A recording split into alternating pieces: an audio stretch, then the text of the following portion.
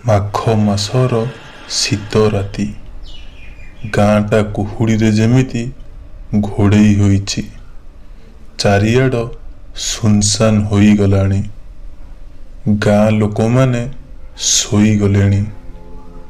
ମଝିରେ ମଝିରେ ଖାଲି ରାତିରେ ବୁଲୁଥିବା ସେହି ପଶୁପକ୍ଷୀମାନଙ୍କର ଶବ୍ଦ ହିଁ ଶୁଣିବାକୁ ମିଳୁଥିଲା।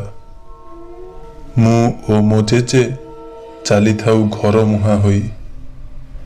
ଜେଜେ ମଝିରେ ମଝିରେ ବିରକ୍ତ ହୋଇ ଗାଳିଗୁଲଜ କରୁଥାନ୍ତି ସେହି ବସ୍ ବାଲା ଉପରେ। ଅବଶ୍ୟ ସେହି ବସ୍ ଡ୍ରାଇଭରର ହିଁ ଭୁଲ ଥିଲା। ଗାଡ଼ିଟିକୁ ଲୋକ ଭର୍ତ୍ତି କରିବା ଉଦ୍ଦେଶ୍ୟରେ ବାଟଯାକ ରହି ରହି 4 ଘଣ୍ଟା ଡେରି କରି ଗାଁରେ ପହଞ୍ଚାଇଛି। ବସ୍ ତ ଗାଁ ଭିତରକୁ ଆସିବନି। ଗାଁ ଶେଷ ମୁଣ୍ଡରୁ ପାଖାପାଖି 3 ରୁ 4 କିଲୋମିଟର ଖଣ୍ଡେ ଚାଲି ଚାଲି ଯିବାକୁ ପଡ଼ିବ ଘରେ ପହଞ୍ଚିବା ପାଇଁ। ମୁଁ ସେତେବେଳେ 14 ବର୍ଷର ହୋଇଥାଏ। ଜେଜେ ଆମ ସହ ସହରରେ ରହୁଛନ୍ତି। ଜାଗା ବାଡ଼ି କ'ଣ କାମ ପଡ଼ିବାରୁ ଗାଁକୁ ବାହାରିଥିଲେ। ମୁଁ ସେହି ସମୟରେ ଜିଦ୍ କଲି ବୋଲି ଜେଜେ ମୋତେ ତାଙ୍କ ସାଙ୍ଗରେ ନେଇ ଆସିଥିଲେ। ବସ୍ଟା ସବୁବେଳେ ସନ୍ଧ୍ୟା ଭିତରେ ଆଣି ପହଞ୍ଚାଇ ଦିଏ। କିନ୍ତୁ ଆଜି ଏତେ ଡେରି ହୋଇଗଲା। ଗାଁରେ ରାତି 9ଟା ମାନେ ଅଧରାତି। ଲୋକେ ଯିଏ ଯାହାର ଖାଇ ପିଇ ଶୋଇ ସାରିଥିବେ। ଜେଜେ ମୋର ଥିଲେ ଭାରି ସାହସୀ, କିନ୍ତୁ ମୁଁ ଖୁବ୍ ଡରୁକୁଳା। ଜେଜେଙ୍କ ହାତ କଷିକି ଧରିଥିଲି। କିଟିକିଟି ଅନ୍ଧାରକୁ ପୁଣି ଜଙ୍ଗଲ ରାସ୍ତାରେ ସେହି ରାତିଚର ଜୀବମାନଙ୍କର ଶବ୍ଦ ମୋ ହୃତ୍ସ୍ପନ୍ଦନ ବଢ଼ାଇବା ପାଇଁ ଯଥେଷ୍ଟ ଥିଲା। ବହୁତ ଡର ଲାଗୁଥାଏ। ହେଲେ ଜେଜେଙ୍କ ହାତ ମୁଁ ଜମା ବି ଛାଡ଼ୁ ନଥାଏ।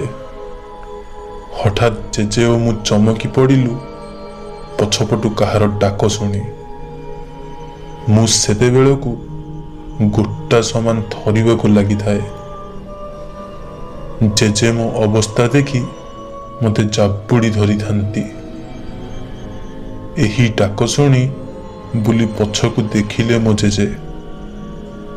ପଛକୁ ଅନାଇ କହିଲେ, ଆରେ ମଦନା, ତୁ ଏତେ ରାତିରେ ଏଠି କ'ଣ କରୁଛୁ? ସେପଟୁ ଜବାବ ଆସିଲା, ନାଇଁ ମୋ ଜେଜେ, ମନ ଭଲ ଲାଗୁନଥିଲା ତ ଏମିତି ବୁଲିବାକୁ ଆସିଥିଲି। ଆଉ ରାସ୍ତାରେ ତମକୁ ଦେଖିଲି ତ ଏମିତି ଡାକିଦେଲି। ସେତେବେଳକୁ ମୁଁ ଡରରେ ଆଖି ବୁଜି ଜେଜେଙ୍କୁ ଜାବୁଡ଼ି ଧରିଥାଏ।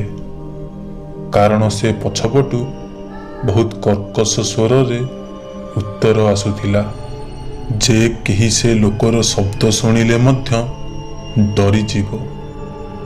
ସେହି ବାଟରେ ମୋ ଜେଜେ ଓ ସେହି ଲୋକ କଥା ହୋଇ ଚାଲିଥାନ୍ତି। ମୁଁ କିନ୍ତୁ ଡରରେ ଜେଜେଙ୍କ ହାତ ଜମା ଛାଡ଼ୁ ନଥାଏ। ଏମିତି କିଛି ସମୟ ଗଲା ପରେ ଆମେ ଗାଁରେ ଆସି ପହଞ୍ଚିଗଲୁ ଓ ସେ ଲୋକ ସେଠାରୁ ପଳାଇଲା। ରାତି ଅଧିକ ହୋଇଯାଇଥିବାରୁ ମୁଁ ଓ ଜେଜେ ବେଶୀ ଡେରି ନ କରି ଘରୁ ଟିଫିନରେ ଆଣିଥିବା ପିଠା ଓ ତରକାରୀ ଖାଇ ଶୋଇ ପଡ଼ିଲୁ। ସକାଳ ହେଲା।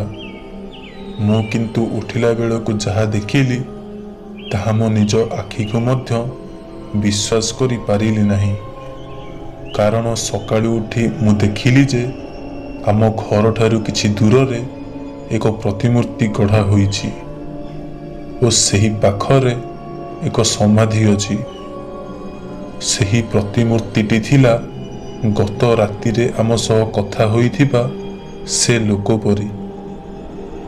ମୁଁ ସେତେବେଳକୁ କିଛି ବୁଝିପାରୁନଥିଲି।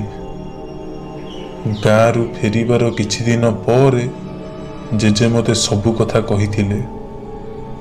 ଏସବୁ କଥା ସେ ଗାଁ ଲୋକଙ୍କ ଠାରୁ ଶୁଣିଥିଲେ। ସେ କହିଥିଲେ ଯେ ସେଦିନ ରାତି ସମୟରେ ଭେଟ ହୋଇଥିବା ସେ ଲୋକ ମଦନା।